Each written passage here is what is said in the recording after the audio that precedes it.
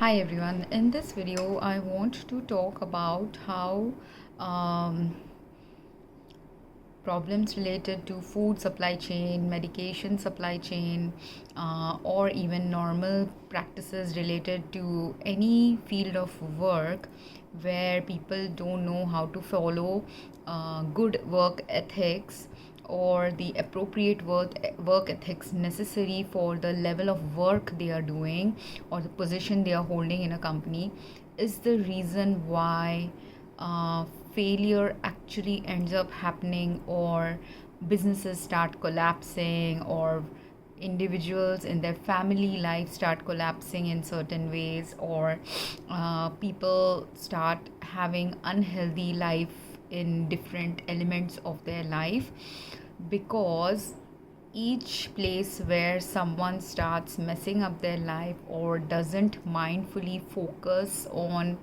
what is their actual life purpose related to the personal thing they are doing and the professional thing they are doing, leads to this gray areas of work ethics related problems, or lack of understanding, deeper understanding of what is their own core strengths and where will their own core strengths be a positive influence when they are working somewhere, and where or why they shouldn't work in certain places when those places do not have the capacity to work with their core strengths or even understand their core strengths.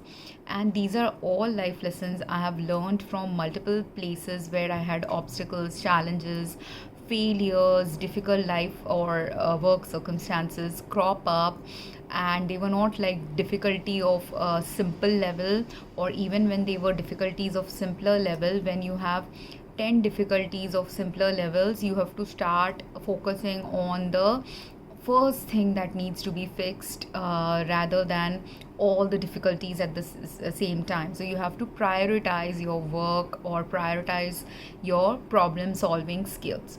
And this is where on earth, while many people are currently aware about certain areas related to their own work experience or personal life experience, where people are doing a good job in their personal or professional life, there's multiple things where people are messing up, which is causing our earth to be on a particular status of poor health, poor life conditions, which are going to lead to either life collapse or economic collapse, or collapse of that which is unfunctional, dysfunctional, not right for anyone's greater good. And that this is the lesson that I mainly learned in my last few years of life, when I was not working, and instead of not having a professional work, I was trying to focus on the things related to personal life and personal health, to understand what are the challenges related to personal life and personal health that have been blocking me from having success in my personal life and personal health. And but while I was doing that, and while my main focus, like 10 years back or 20 years back when I was living in US, at that time my focus was my professional life. So I was studying, I was focusing on getting licenses, I was focusing on my professional earnings and securing a professional future for a few decades of my life. Whereas while I was doing that in my 20s and 30s to secure my professional future, I was not able to focus that much in my personal life, or whatever things I did personally was not working out for me. But because as a child I didn't learn what is a good, successful, healthy, balanced relationship, I couldn't understand until much later, after much failures, where I was going wrong. Because, say, many of us have this mentality where we sometimes feel very socially disadvantaged or personally disadvantaged when something difficult is going on in our life, or socioeconomically disadvantaged. And it is indeed true that while we are disadvantaged at a particular point of time in our life based on some difficult, challenging circumstance that has arisen in our life, like if you are a child and you are facing child neglect, or you're facing child abuse, or you're facing intense bullying in schools, at that point of time when you're facing a challenging life circumstance, it is a difficult experience. You are indeed a victim at that time. You are indeed someone who is the less privileged at that time in society, and you are indeed someone who needs help in resolving your problem. But at the time when you don't have, say, parents who are able to understand what problem you're going through, if you're getting bullied, or they don't address your bullying problem in the complete sphere levels where it needs to be addressed, or if they are partially addressing some problem going on with you related to abuse or neglect, what will happen is, even though they might have done the best that they could do, your parents, your supervisors, your teachers in school, they could have done something the best way they could have managed that problem. But if there were gaps in the management that occurred, while that made you difficultly disadvantaged in school life, at that time, or in home life, you were disadvantaged at a particular level where you're not learning some core skills necessary for a 10-year-old, 12-year-old child to learn possibly at home. At a time, what is going to happen is, while there is this void created of a rightful support system to be in place for you, and because that rightful support system was not there in place for you, what starts to happen is, you become the problem solver of that particular situation at that point of time. So if someone is going through, say, child neglect, where your parents are constantly neglecting you, maybe because they are super rich, maybe because they are super busy, maybe because they are involved in their own life problems, maybe because they have some mental or social illness where they don't understand what neglect actually connotates for the particular child they have. They might be doing everything by the book, maybe according to some other child, but for the child they have in their life, it might still be a neglectful circumstance, because that child needed something else which would have made that child feel not neglected. But because that was not happening to that child, what starts happening then instead to that child? And because I've been a neglected child majority of my life, I not just a neglected child, neglected adult as well in many aspects of my life, I feel that then gave me the counteractive action to the neglect, is that while yes, it took me a lot of years to understand the deeper implications related to neglect, it also took me a lot of time to understand that when I was in relationships where I was getting neglected, I would continue onwards with those, and neglect is also a kind of abuse. It's a covert abuse, it's not a overt abuse. But if you are neglected in a relationship, that is also abusive to a person's survival and thriving needs. So because of which I learned slowly over time what are the elements of neglect. And obviously when you're a child, you will not think about these, that oh, I'm getting neglected. But as an adult, you will start understanding the consequence and fallout of that neglect. If you have been neglected as a child, you want more attention from your core relationships, and if you don't get those attention or rightful balance in your core relationships in your adulthood, you will again start getting attracting neglectful relationships. And if you're used to neglect for a long time, a person, if there are two adults, if one person has never been neglected, for them even one day of neglect or 1 year of neglect from someone in their family will be like massively hurtful. Whereas for a person who has been neglected for 10-20 years, 1-2 years of neglect from someone doesn't really hurt them, because they've already been used to 20 years of neglect from multiple sources. So if you are 20 years, 30 years, whatever number of years you've been neglected by someone in your family, some friends in your social group, whatever is your problem zone as a individual who was neglected, it will fail to have the same impact. So again, if there are two people who also were neglected, but one was neglected only once, occasionally, rarely, once a month or twice a month, their parents neglected their needs, whereas another one was majorly all the time neglected. In fact, once a month or twice a month, their needs were actually met. the one who has been 90% neglected in their childhood, that child is obviously going to understand. That's why the deeper elements of the different ways in which neglect occurs, and or the will also have the resilience to tolerate neglect of a long term in relationships. So even if their relationships are abusive, they will be not outspoken about their abusive relationship and will keep quiet about it for a longer time until they reach their breaking point, which will be a longer breaking point for those people who have been neglected a lot. Whereas someone who has never been neglected, who has been showered with a lot of attention, for them, because that attention comes easily, even a minor degree of neglect and discomfort means that they will start immediately getting problems in their relationship, even with minor level neglect. They want a relationship where a person is supposed to pour continuously to them, and which is what leads to a person becoming narcissistic. So here I want to talk about how neglect, also everything in life in fact, is even if it is a dark experience, there is a positive light in the dark experience as well.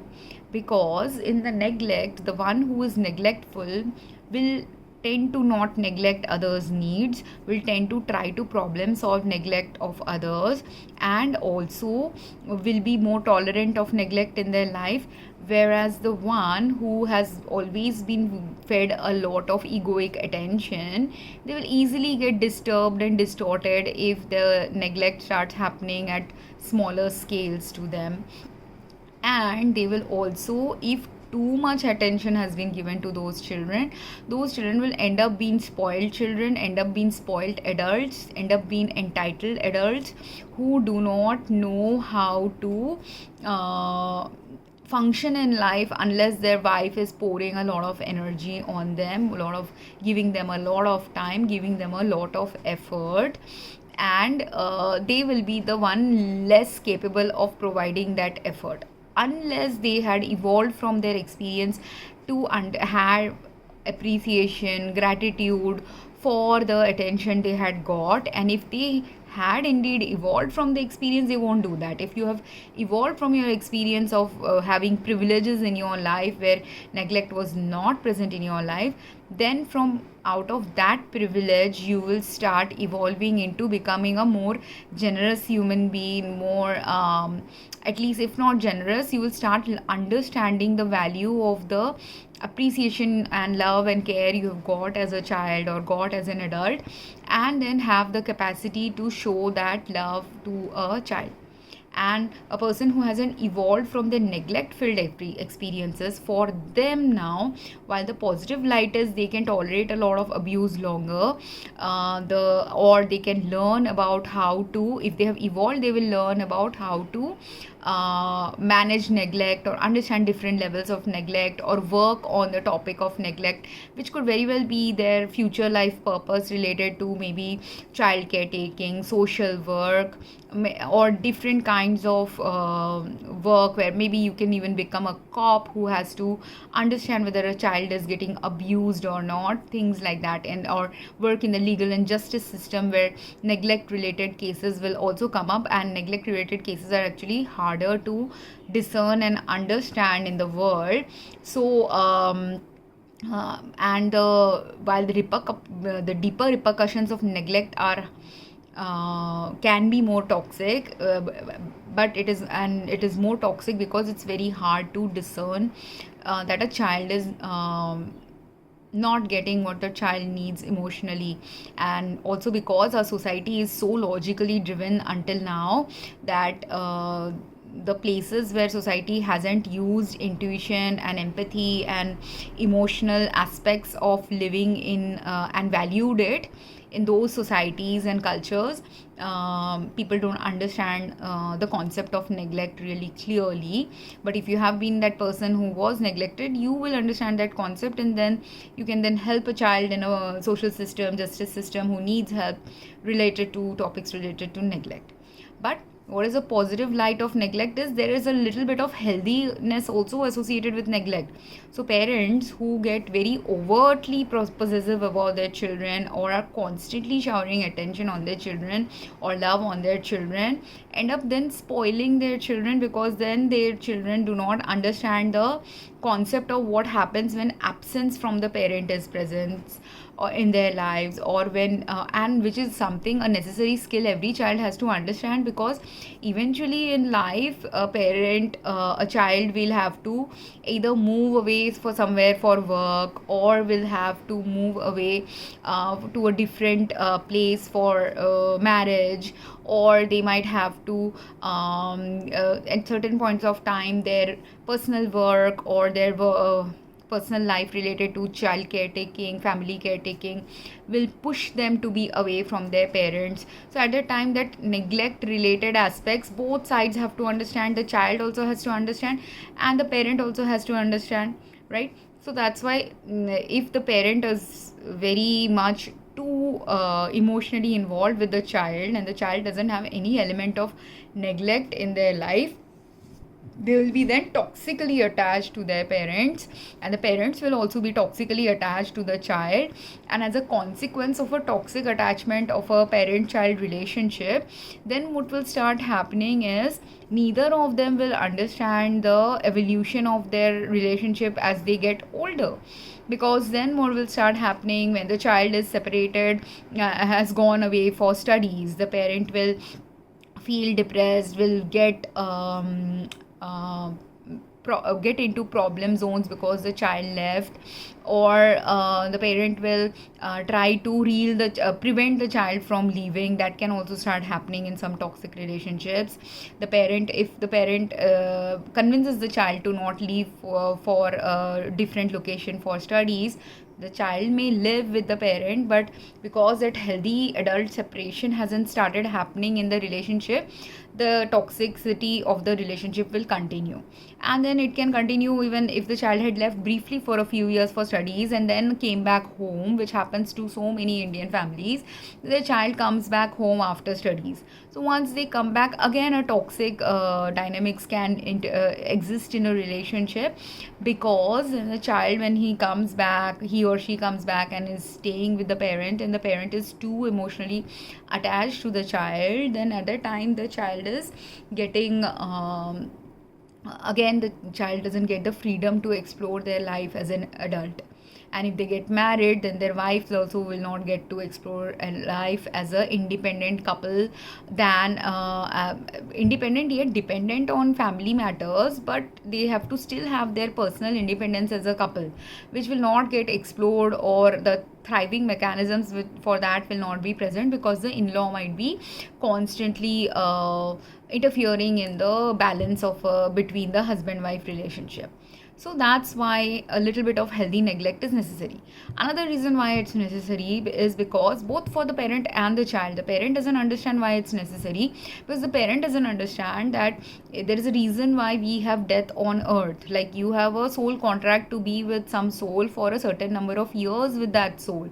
So as a parent, if you are a 50-60-year-old parent, you don't realize that in your 70s or 80s or 90s, when you are becoming frailer or weaker, and at that time, if your child is if you have given too much attention to your child, and the child learned that skill, that if they have a grandchild now, that grandchild will get too much attention from the parent.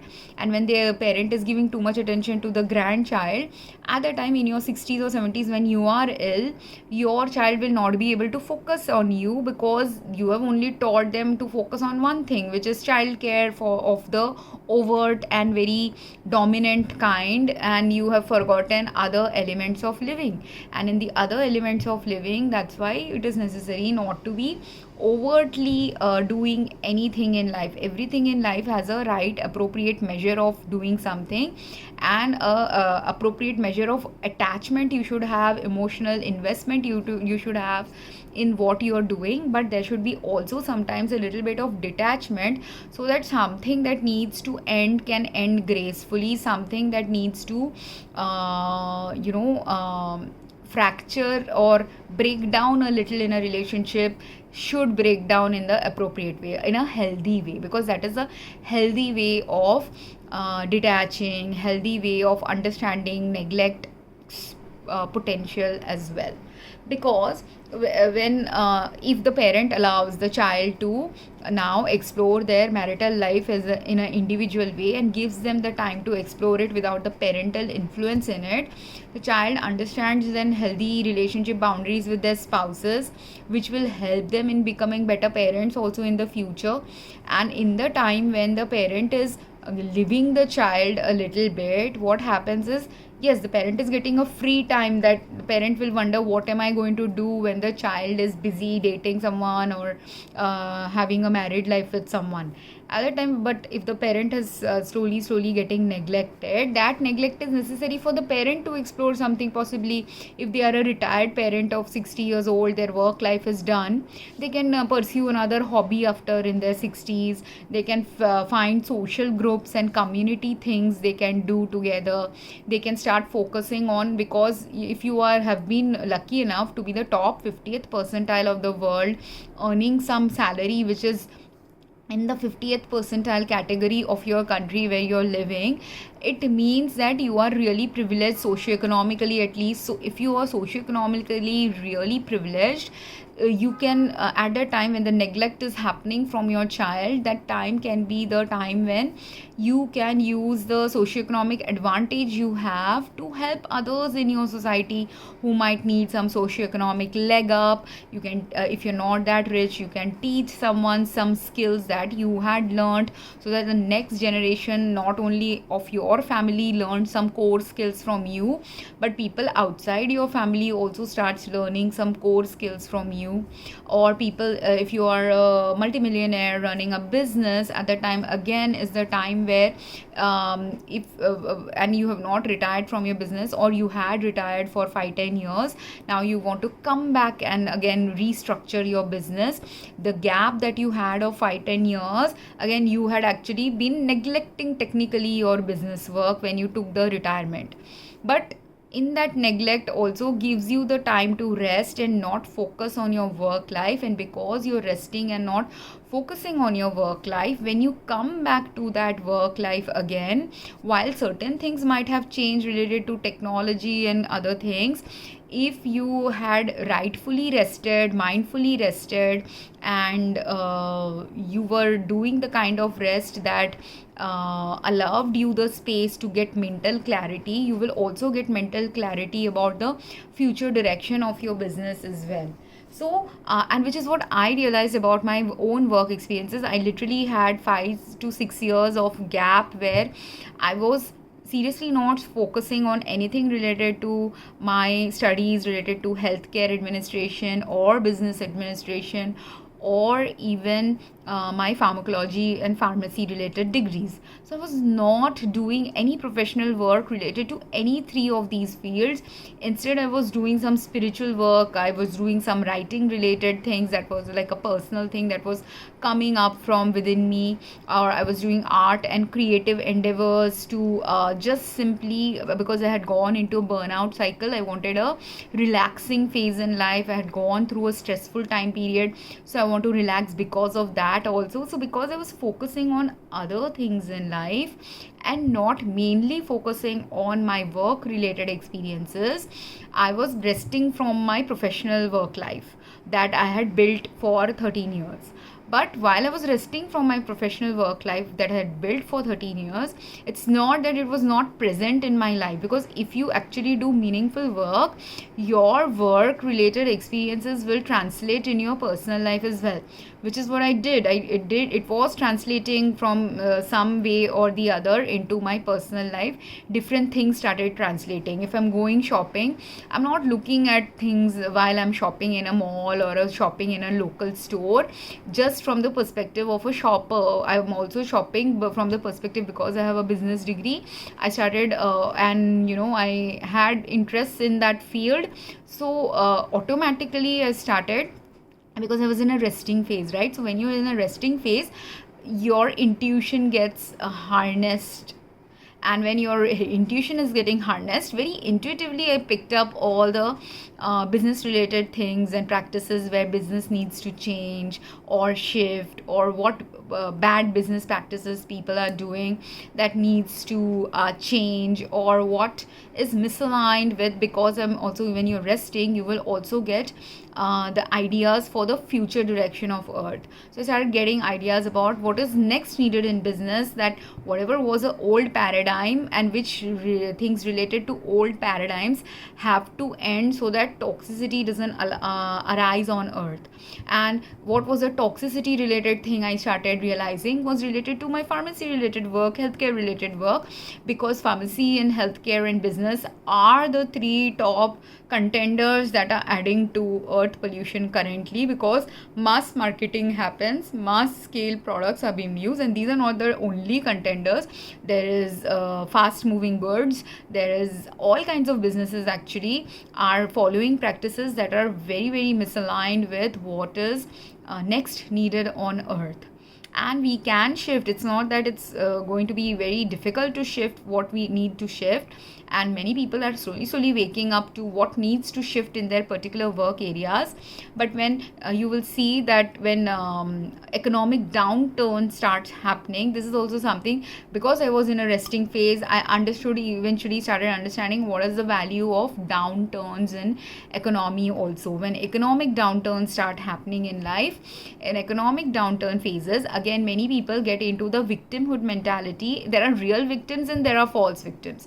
Now the real victims are those who really did everything right to operate their business in the right way, but still they ended up failing. And they ended up failing maybe because they were at the tail end of that business operation stage, where that business had to fail because they're not meant to do that business. Maybe they were meant to learn about business, but that failure happened because they were meant to transition into a different kind of doing business. And that's why that failure is needed for everyone in that business that is failing, or starting to fail, or starting to show the cracks of failure.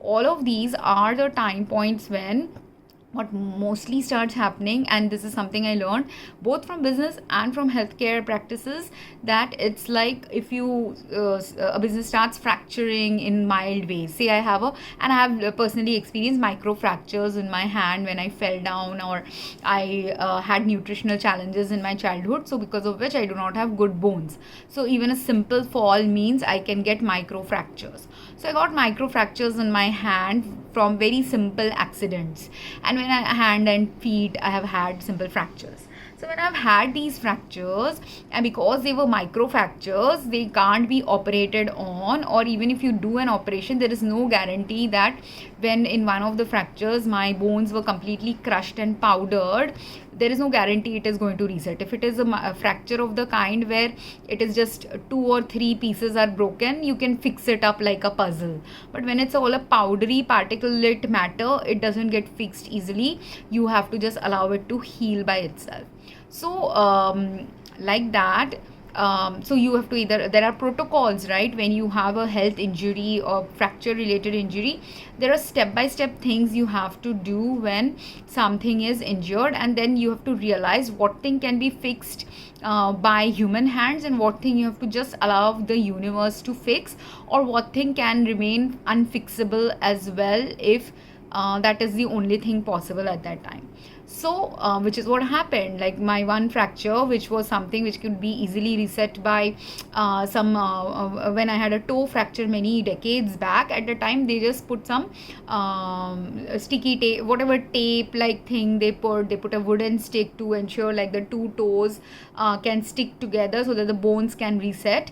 So they did a bone reset like thing, and it was not a surgical thing because it was a very hairline fracture like thing. So they just gave medicine and they just allowed it to reset on its own. And it was also a 25 plus years back experience. So at that time, maybe that was the protocol in that hospital. So whatever was the protocol, they did that, and my bones reset by itself. The pain went away because it was a very minor. It was a hairline fracture, so the pain lasted for a while, but eventually the fracture healed by itself. And I never faced any painful pain related experience on that toe, unless again if I stub my toe, I might feel that pain again of the area which is still possibly, if not completely healed, I will feel that pain. Similarly, on my hand, when I got a microfracture where it was completely crushed up now, they again did that tying up thing this time also. They suggested surgery, but they said there's no guarantee whether the surgery will work. And I didn't want to go through unnecessary surgery. So again, they just healed it. And at that time, I was doing energy healing practices. I did energy healing practices. I took homeopathic medicine as well, because allopathic medicine was not helping me at that time.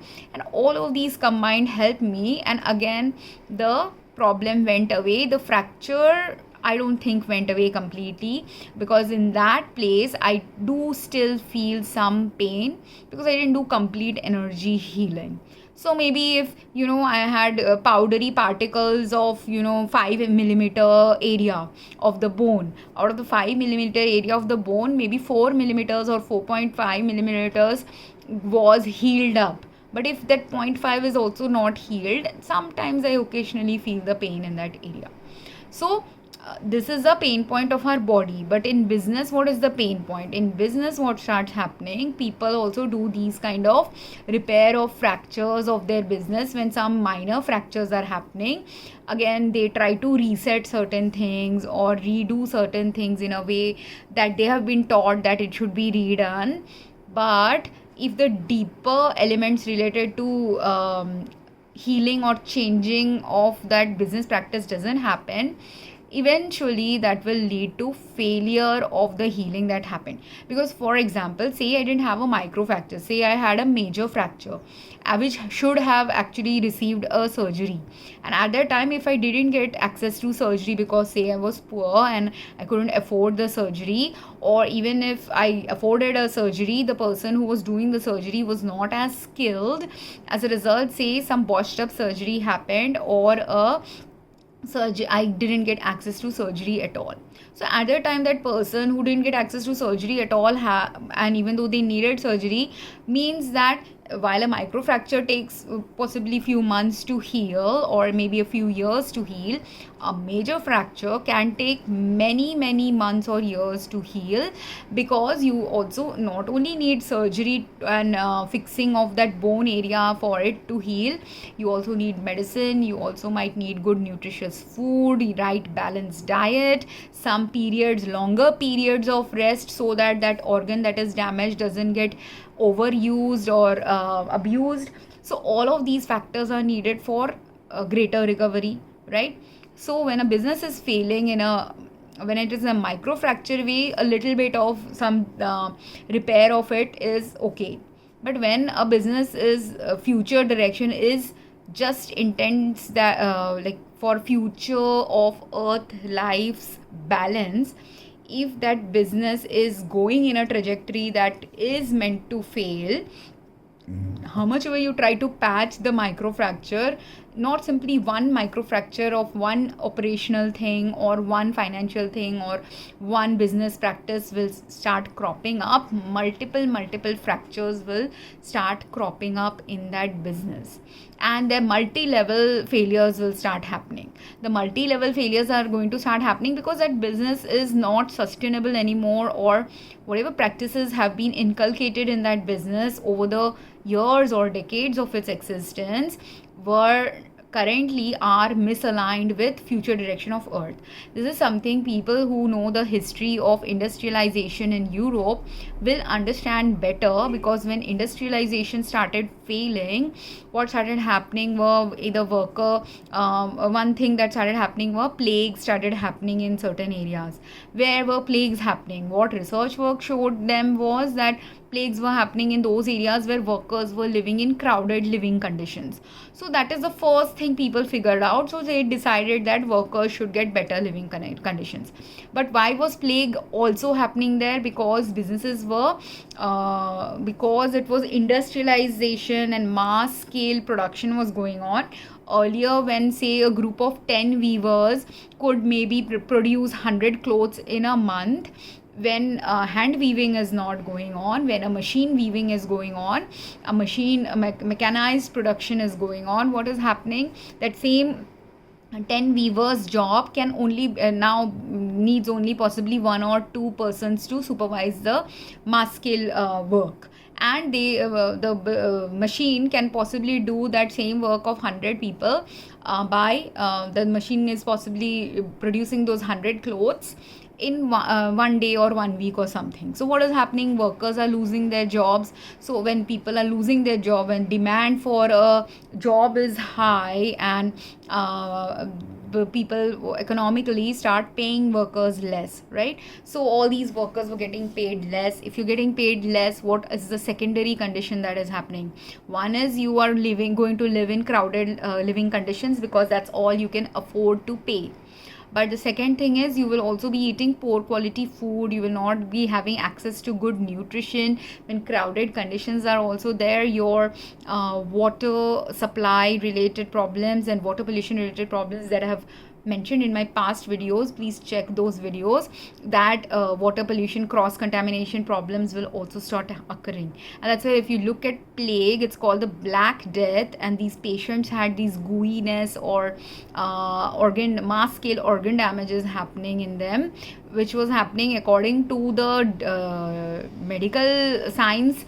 The culprit was two things. One thing they ascribed as a culprit for plague was the bacteria that is causing it, but the second thing they ascribed it is all the rodent infestations. But what people don't understand is it's not and they not just rodent, but they also realize that in certain plagues, the animals who were living in these close quarters with the humans, they were the carriers of the disease. So if the animal had the disease and anyone touched the animal, from that simple touch itself, people were dying.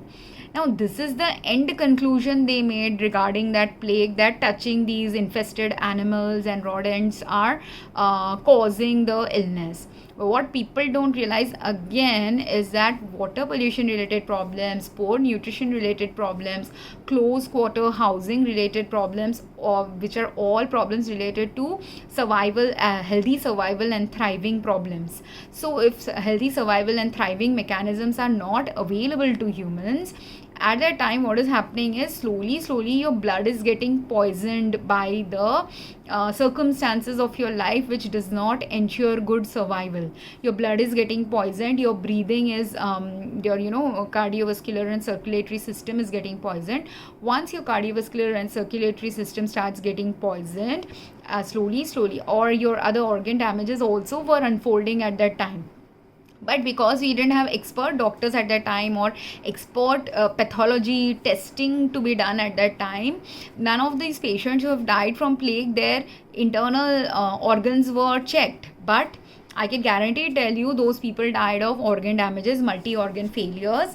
And the multi-organ failures, while the bacteria was the final thing that might have infected them to cause their death, before that bacteria entered their body, there were multiple things going on with their health, and that was leading to their death, which is why many people died, because it was not sustainable. There were two reasons also. Another reason was the greatest good for those people were to die, because what is is it better to die instantly, or is it better to continuously live and ask for survival, beg around for survival, continuously be in such a miserable condition that nothing can be done? You don't have a job, or whatever job you have, that job, if you have a family of 4, is the earning that you're getting is only able to feed maybe 1 or 2 family members.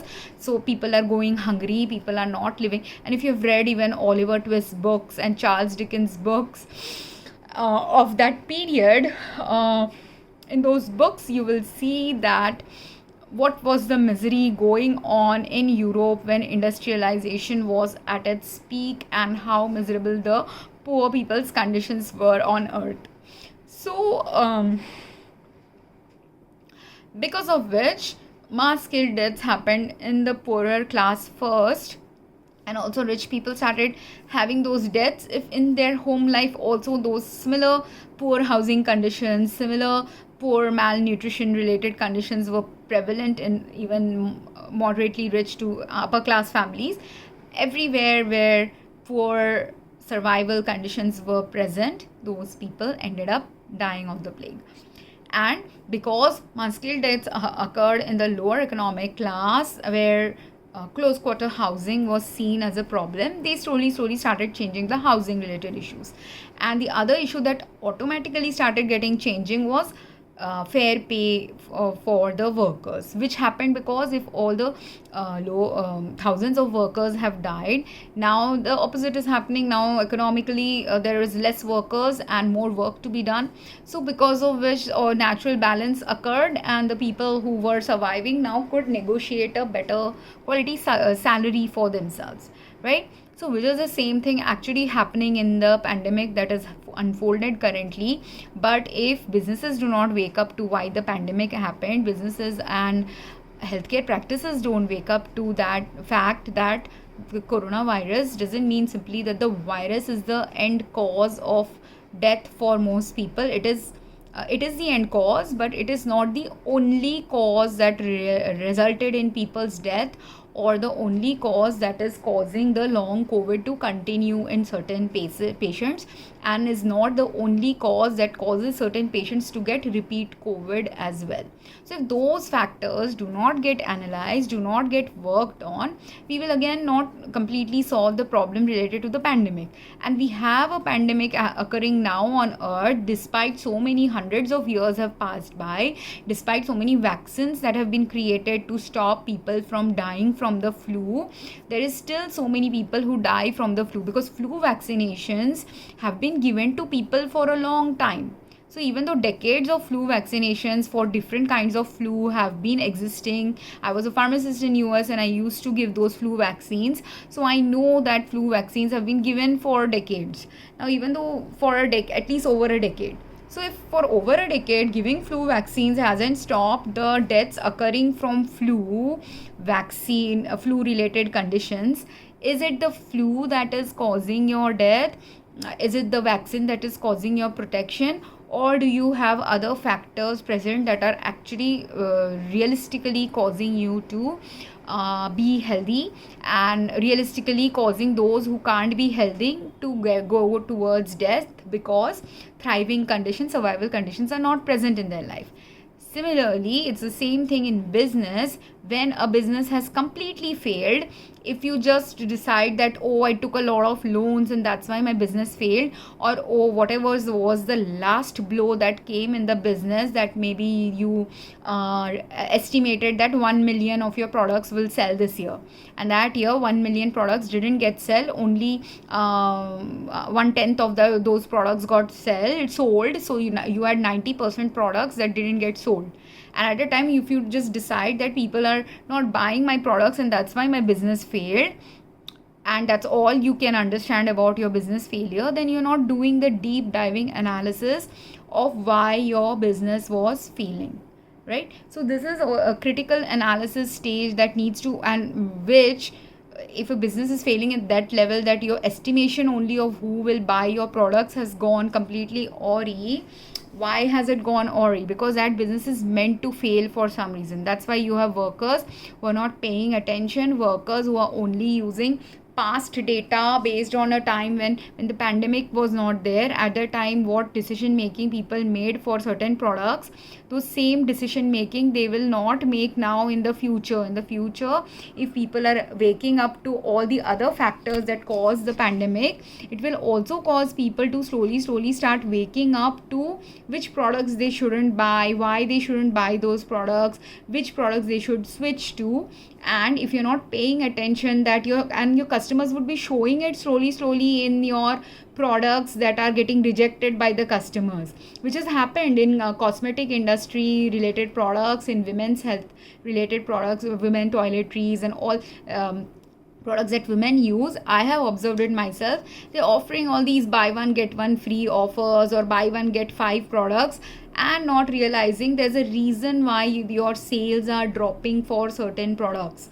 If you don't do the deep diving analysis of why the sales have dropped for that product, and if you can't maintain the quality of that product, people will start looking for alternatives. If a better quality product from some other manufacturer or some other kind of alternate product will start appearing in the market.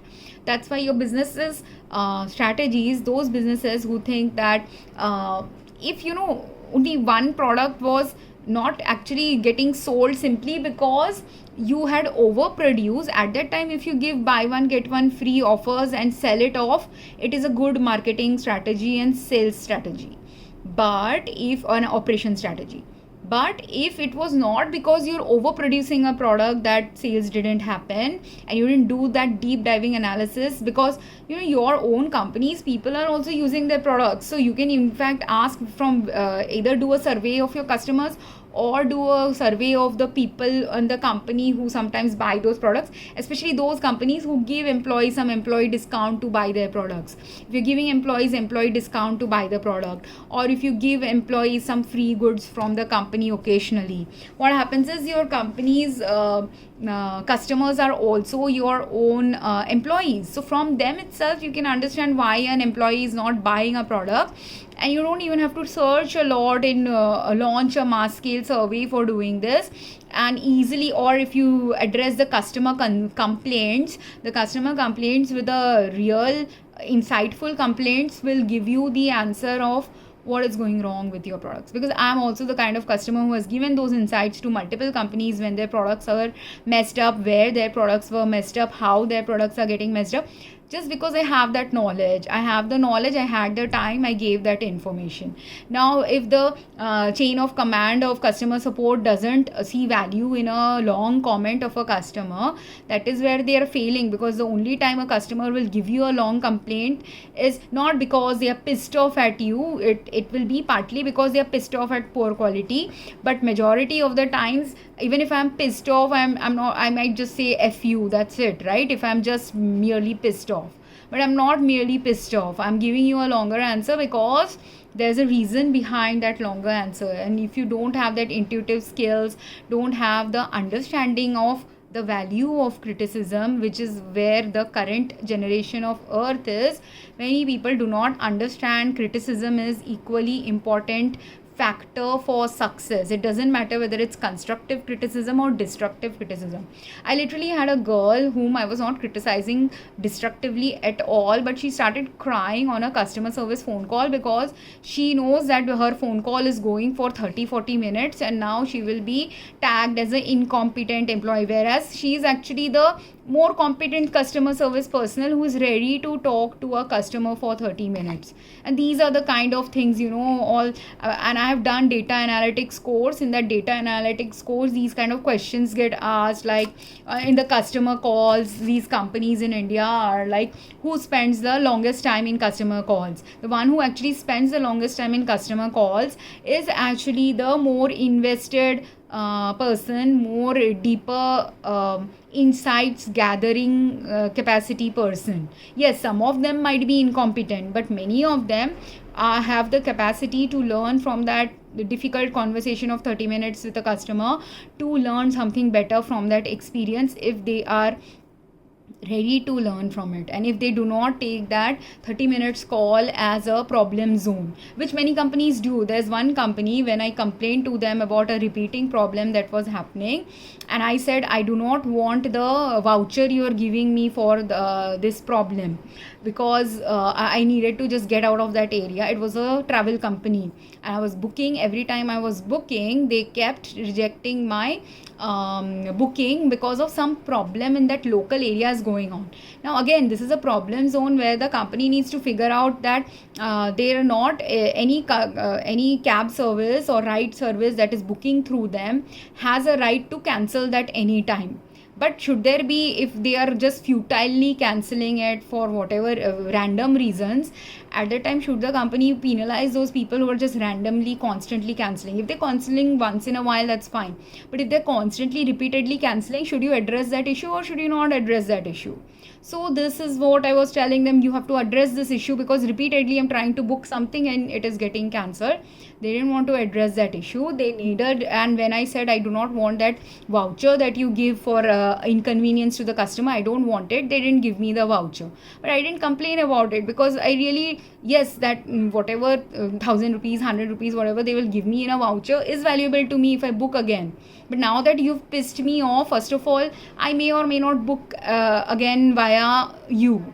Secondly, that 1000 voucher is important. You are again, you're using futile and horrible business practices which will eventually lead you to lose a lot of money in that region. Say, every time a customer books, the driver is today lazy and he doesn't want to go anywhere, he cancels the ride. Every time the driver is, if 100 drivers keep canceling the rides, and for 100 customers you're giving them 1000 rupees voucher, you see the loss that you have accrued in that area. And this is what I try to tell them in that phone call. Look at it, ask your customer higher ups to look at this call in the right way. But again, people who do not understand that criticism doesn't mean that it is meant to demean you or devalue you, will only find demeaning and devaluation in the words used. And instead of taking the feedback in a right way to do the right operational and financial analysis to understand, and where again, you didn't need a data analytics, you just needed a simple intuitive understanding of what was going wrong in that area to fix the problem, or decide whether you want to collaborate with people in that area and things like that. So, and because the thing was, it is both a local problem that was going on, and both a company problem it was going on, and both places need to fix the problem. So, and without the right criticism, problems don't get solved when it is a mass scale critical problem ensuing somewhere. So, when businesses, that's why are continuously getting rejection of products or return of products, and they're not doing the analysis, they're not asking the customers why did you return the product, because there's no this thing itself has not been created in India currently, where if you return a product, you do not know why the customer is returning. And many Indian businesses are refusing. That's why, and because India is a billion populated country, they are also creating all these nuisance policies where they will not take back crap products. So now what is going to happen? You're going to add to earth pollution problems with crappy products entering our market continuously, not getting returned also by the by the company. Some companies are not taking that product at all. Other companies are taking the products back but not doing the due diligence of why the product has been returned. And other companies are simply not even caring if their product is bad quality. They are like, our certification says we have good quality product, so they don't care about the rest. So now all these problems are also regulatory problems government needs to fix. There has to be business practices related right laws set in place, so that we don't have a country filled with crap. Otherwise, we will have all these crappy products stocked up in my home. I have a multitude of crappy products stocked in my home.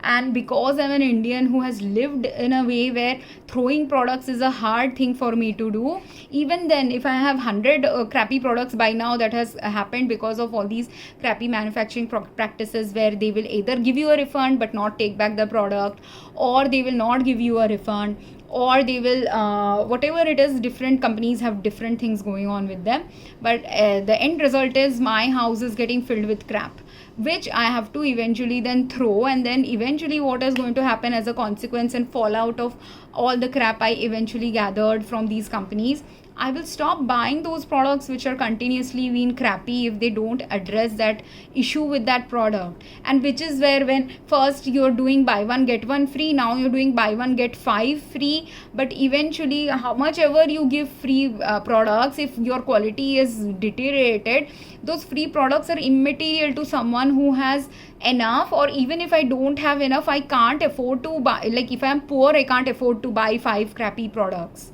right? I need quality products as a poor person at the right rate. So that's why discounts help us, but it helps only if it is a quality product. If it is not a quality product, it doesn't help you. And I'm saying us because I'm currently not earning, so I consider myself at the same level as someone who is poor.